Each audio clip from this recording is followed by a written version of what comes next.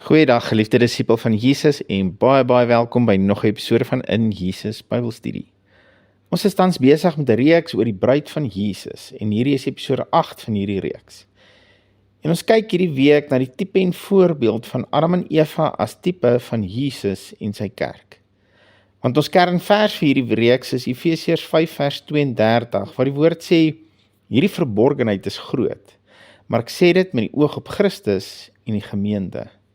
En die verborgenheid of geheimenis soos party vertalings dit vertaal, waarvan hy hier praat is die geheimenis dat die huwelik tussen 'n man en 'n vrou is 'n tipe van Jesus en sy gemeente, of sy kerk.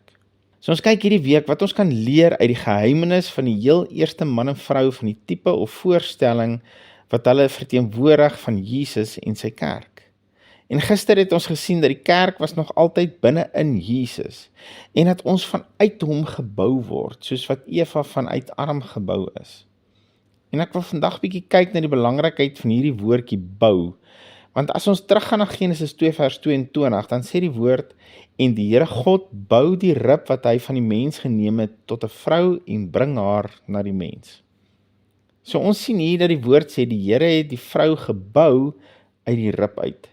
Nou kom ons hou hierdie in gedagte en dan blaai ons na Matteus 16 toe. Dis 'n baie bekende gedeelte waar Jesus eers vir sy disippels vra, wie sê die mense is ek? En toe vra hy hulle in vers 15, maar julle, wie sê julle is ek? En in vers 16 antwoord Petrus, u is die Christus, die seun van die lewende God. En Jesus antwoord hom in vers 17 met, salig is jy Simon Bar-Jona, want vlees en bloed het dit nie aan jou geopenbaar nie, maar my Vader wat in die hemel is. Maar dan sê Jesus hierdie merkwaardige woorde in vers 18, wat al deur die eeue groot verwarring in die kerk veroorsaak het, maar dis bloot omdat mense 'n enkele vers wil vergryp en dan rondom dit 'n evangelie bou, maar daar's geen ander skrif wat dit staaf of ondersteun nie. In vers 18 sê Jesus vir Petrus, en ek sê ook vir jou, jy is Petrus, en op hierdie rots sal ek my gemeente bou, en die poorte van die doderyk sal dit nie oorweldig nie. So baie mense glo dat Jesus hier bedoel dat hy gaan sy kerk op Petrus, die rots bou. Maar dis glad nie wat Jesus hier sê nie. Dis nie hoe een van sy disippels dit geïnterpreteer het nie. As dit waar was, moes die vroeë kerk altyd na Petrus toe gegaan het vir openbaring en vir antwoorde op moeilike vrae. Maar hulle het nie. Selfs Paulus skryf in Galasiërs dat hy vir Petrus op 'n stadium moes korrigeer. Nou, hoe op dese aarde kan Paulus die rots reghelp waarop Jesus sy kerk bou? Hy sou mos uit lynheid gewees het. Nou kom ek maak net eers iets duidelik wat moontlik aanleiding kon gee tot hierdie verwarring in die moderne kerk. Om mee te begin beteken Petrus nie rots nie, maar klip. En ek's nie besig om met woorde te speel nie, maar daar's 'n verskil tussen 'n klip en 'n rots. As jy iets wou gooi, gaan jy 'n klip optel of gaan jy 'n rots optel? En ek los dit daar. Toe Jesus sê hy gaan sy kerk op hierdie rots bou, en weer eens was die woord rots hier gebruik as 'n tipe en voorstelling van standvastigheid en onwankelbaarheid. So toe Jesus sê hy gaan sy kerk op hierdie rots bou, het hy bedoel om op die onwankelbare en onveranderbare openbaring dat hy, Jesus, die Christus, die gesalfde seun van God is. Dit is die rots waarop die kerk tot vandag toe gebou is. Waarin glo ons as kerk? Dat Jesus die seun van God is. Niks van wat Jesus gedoen het, sou enige merkwaardigheid gehad het as hy nie die seun van God was nie. So Jesus bou sy kerk op die rots van die openbaring dat hy die gesalfde seun van die lewende God is. Maar waarop ek wil konsentreer vandag is dat Jesus besig is om sy kerk te bou, net soos wat God vir Eva gebou het. God het vir Eva op die 6de dag binne in Adam geskape, maar toe het hy haar later uit Adam uitgehaal en haar gebou. Net so was ons binne in Christus geskape, maar God het ons uitgehaal en Jesus bou vandag sy bruid, sy kerk. Blaai saam met my na Johannes 20. Hier kry ons vir Thomas wat sukkel om te glo dat Jesus uit die dood uit opgestaan het. En in vers 27 verskyn Jesus weer aan sy disippels en hy sê vir Thomas, bring jou vinger hier en kyk na my hande en bring jou hand en steek dit in my sy. En moenie ongelowig wees nie, maar gelowig. Jesus se sy was oop Soveel so dat hy vir Thomas uitnooi om sy hand daarin te steek. Hoekom is sy oop? Want dit is waar sy bruid, sy kerk uitgehaal is. Dit is van waar ons nou gebou word. En hier is my opinie, en dis net my opinie, ek sal dit nie verkondig as die evangelie nie, maar ek glo, as ons Here Jesus terugkom om sy bruid te kom haal, gaan daai gat in sy sy toe wees, want dan gaan hy klaar wees met die bou van sy kerk. Maar gaan weer saam met my terug na Efesiërs 5 toe.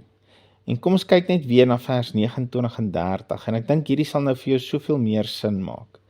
Hy sê, want niemand het ooit sy eie vlees gehaat nie, maar hy voed en koester dit net soos die Here die gemeente. Hy voed en koester dit net soos die Here die gemeente. Vers 30, want ons is lede van sy liggaam, van sy vlees en van sy bene. Jesus voed en koester sy gemeente. Hoekom? Want ons is lede van sy liggaam, van sy vlees en van sy bene. Hoekom kan hy dit sê? Want ons kom uit hom uit. Geliefde van Jesus, dink hieroor na. Mediteer hieroor en vra die Heilige Gees om vir jou openbaring te bring van wat die implikasie hiervan is. Maar jy is lid van sy liggaam, van sy vlees en van sy bene. Hy kan nie anders as om vir jou te sorg nie. Vir Jesus om nie vir jou te sorg nie, is vir hom om sy eie liggaam te haat. Vir Jesus om jou alleen te los, is vir hom om sy eie liggaam in twee te skeer. Dit kan nie gebeur nie.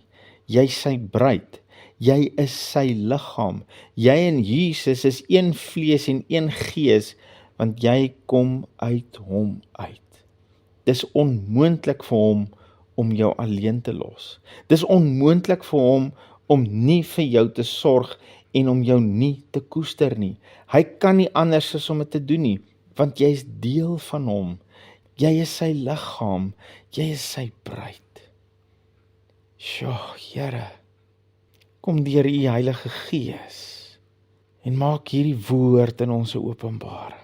Help ons, Here, dat hierdie waarheid ons sal vrymaak van soveel verkeerde idees en verkeerde opinies wat ons van u het. Here, u het ons so innig lief. U is so diep en intens betrokke met ons lewe, want ons is een vlees met u.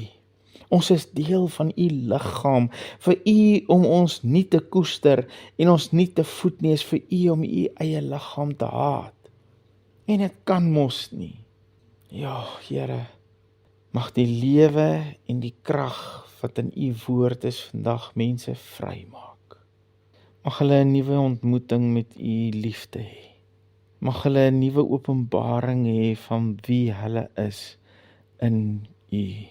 Want dis waar ons identiteit lê, Here.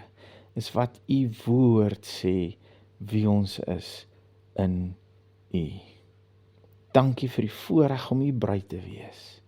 Dankie vir die voorreg om een te wees met u liggaam. Vlees van u vlees, been van u been. Dankie, dankie Jesus. Amen. Geliefde van Jesus, hou jou oog op hom en jou neus in sy woord. Shalom.